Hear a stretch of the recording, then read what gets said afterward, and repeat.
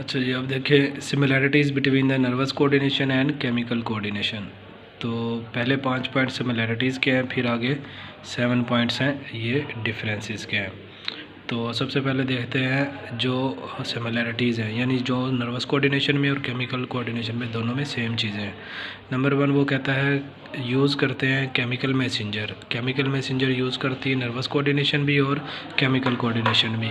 यानी nervous coordination के अंदर जो केमिकल मैसेंजर यूज़ करते हैं वो न्यूरोट्रांसमीटर होता है, और जो केमिकल कोऑर्डिनेशन में केमिकल मैसेंजर यूज़ करते हैं वो हार्मोन होता है।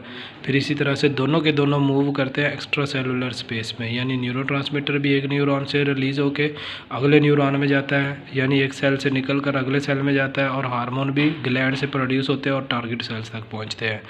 हेल्प इन द कोऑर्डिनेशन, दोनों के दोनों चाहे न्यूरोट्रांसमीटर हो हार्मोन हो, ये बॉडी के एक हिस्से को दूसरे हिस्से से क्या करते हैं, कनेक्ट करते हैं, और दोनों बॉडी के एक्सटर्नल या इंटरनल स्टिमुलाइज को रिस्पॉन्स देते हैं। कुछ रिस्पॉन्सेज बॉडी के इंटरनल होते हैं, कुछ बॉडी के बाहर होते हैं। पांचवी सिमिलरिटीज़ क्या है, चाहे नर्वस कोऑर्डिनेशन हो या हार्मोनल कोऑर्डिनेशन हो, वो होम्योस्टैटिक लिमिट के अंदर बॉडी के फंक्शन करती है, होम्योस्टैटिक फंक्शन में रोल प्ले करते हैं। नर्वस कोऑर्डिनेशन और केमिकल कोऑर्डिनेशन दोनों मिलकर हमारी बॉडी की होम्योस्टैटिक कंडीशंस को मेंटेन करने में मदद देती है।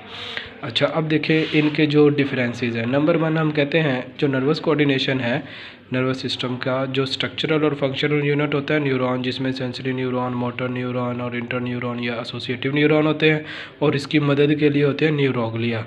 जबकि जो केमिकल कोऑर्डिनेशन होती है, केमिकल सिस्टम जो हमारी बॉडी के अंदर मौजूद है, उसके अंदर जो मेन चीज़ है वो हार्मोन पैदा करने वाले जो ग्लैंडुलर सेल्स होते हैं, जो ग्लैंड्स होते हैं, और नंबर 2 जो ब्रेन के अंदर हाइपोथैलेमस के न्यूरोसेक्रेटरी सेल्स होते हैं, क्योंकि इन्हीं के ज़रिए से हमारी बॉडी के अंदर ज़्यादातर हार्मोनल केमिकल्स जो है वो प्रोड्यूस होते हैं। फिर इसके बाद देखा जाए तो न्यूरॉन जो है वो शॉर्ट डिस्टेंस पर वर्क करती है, यानी एक न्यूरॉन से जस्ट अगले या 2-3 न्यूरॉन में मैसेज को कंडक्ट करती है, जबकि हार्मोन जो है वो बॉडी के लॉन्ग डिस्टेंस पे वर्क करते हैं। यानी हाइपोथैलेमस पिट्यूटरी से पैदा होने वाला TSH थायराइड ग्लैंड पूरी बॉडी से ट्रैवल करके जाके थायराइड पर असरअंदाज होगा या एड्रिनल ग्लैंड पे असरअंदाज होगा, जो बहुत फासले पर मौजूद होते हैं।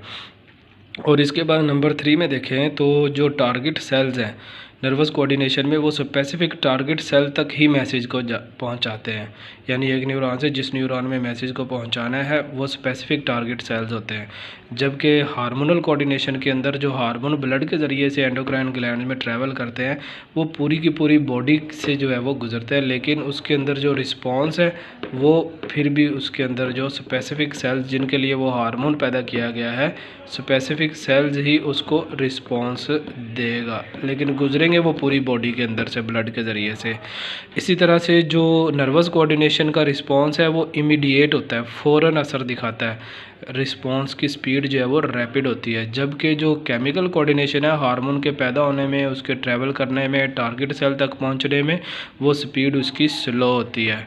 और जो नर्वस कोऑर्डिनेशन के अंदर सिग्नल ट्रैवल करता है, इलेक्ट्रिकल सिग्नल होता है जिसको हम नर्व इम्पल्स कहते हैं, नर्व इम्पल्स की सूरत में ट्रैवल करता है। रेस्टिंग एक्टिव मेम्ब्रेन पोटेंशियल पीछे हमने पढ़ा है।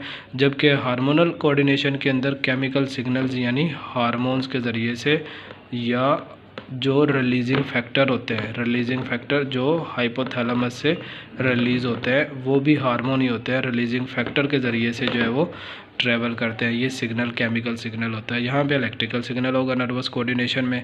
और इसकी जो स्पीड देखी जाए नर्वस कोऑर्डिनेशन के अंदर बड़ी तेज़ स्पीड होती है, 120 मैक्सिमम है, 100 मीटर पर सेकेंड ये इसकी मिनिमम स्पीड होती है। और ये जबकि केमिकल कोऑर्डिनेशन वो स्लो होता है, लेकिन जो नर्वस कोऑर्डिनेशन है क्योंकि उसने कम फासले पे वर्क करना है, यानी एक न्यूरॉन से जस्ट अगले न्यूरॉन तक ही जाना होता है, जबकि हार्मोन ने उन्होंने लंबा डिस्टेंस तय करना होता है, ब्लड के ज़रिए से पूरी बॉडी में से गुजर कर उनको टारगेट एरिया में पहुँचना होता है। इसलिए हम कहते हैं जो नर्वस कोऑर्डिनेशन है ये स्मॉल टर्म के लिए होती है, थोड़े अरसे के लिए होती है, जबकि जो केमिकल कोऑर्डिनेशन है जैसे न्यूरोट्रांसमीटर है या नर्व इम्पल्स, जब तक स्टिमुलस मिल रहा है तब तक वर्क करेगा, उसके बाद इनएक्टिव हो जाएगा। जबकि हार्मोन्स जो होते हैं ये लंबे अरसे तक के लिए काम करते रहते हैं जब तक बॉडी में रहेंगे, और ये लॉन्ग टर्म चेंजेस को बॉडी के अंदर कंट्रोल करते हैं, यानी इनकी लाइफ ज़्यादा होती है क्योंकि इन्होंने बॉडी के अंदर ऐसे प्रोसेसेस को कंट्रोल करना होता है जैसे कि प्यूबर्टी की एज तक जो ग्रोथ हार्मोन सोमेटोट्रोफिन है, थायराइड है, वो रिलीज़ होता ही रहता है, बॉडी की ग्रोथ और डेवलपमेंट को कंट्रोल कर रहे होते हैं।